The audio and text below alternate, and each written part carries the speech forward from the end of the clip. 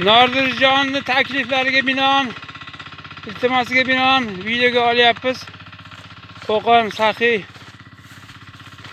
do'konidan olingan mata pompa ishlash jarayoni.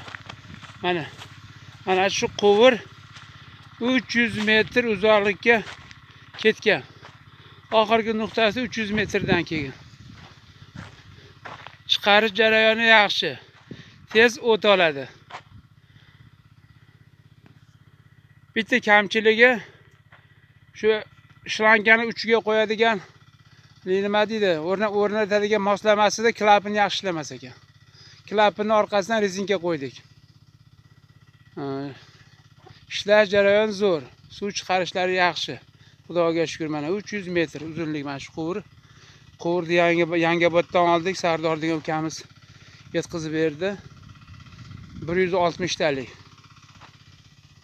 Mana oxirgi nuqta 300 metrdagi, har bitta bo'lagi 100 metrdan shlankda. Ikkita joyiga anaqa qo'ydik, ulanma mufta. Mana suv chiqish jarayoni mana. Nasosga gap bo'lishi mumkin emas. Tez o't oladi. Uncha qizib ham ketmayapti.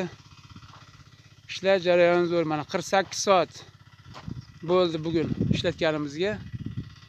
Moyni almashtirishimiz kerak 20 soatda, mayli yana o'tib ketdi. Ozgina tugaydigan joyi bor, sug'oradigan maydonni tugasa moyni 1,5 metr moy quyilar ekan. Almashtirsak, xudo xolasa yana davom etaveradi ishlashimiz. Motor yaxshi. Bitta kamchiligi shu. Klapanida rezinkasi yo'q. Yangobodliklar temir klapanga almashtirib, o'shalar ishlayapti. Dehqonlar hozir o'sha klapandan qo'yishyapti-da, yo buni keyin o'zgartirish kirgizib rezinka qo'ydik. Xudoga shukr yaxshi ishlab ketdi. Bilmaganlarga yana savolni bersa, jo'natamiz qiziqqanlarga. Yana qanaqa qiziqqan tomonlari bor, bilgisi kelgan joylari bo'lsa, so'rab olishsa aytamiz. Ishlash jarayoni yaxshi. Hozircha ko'rganlar maqtayapti hammasi. Shu puliga arziydi. Olgan pulimga roziman lekin. Rahmat.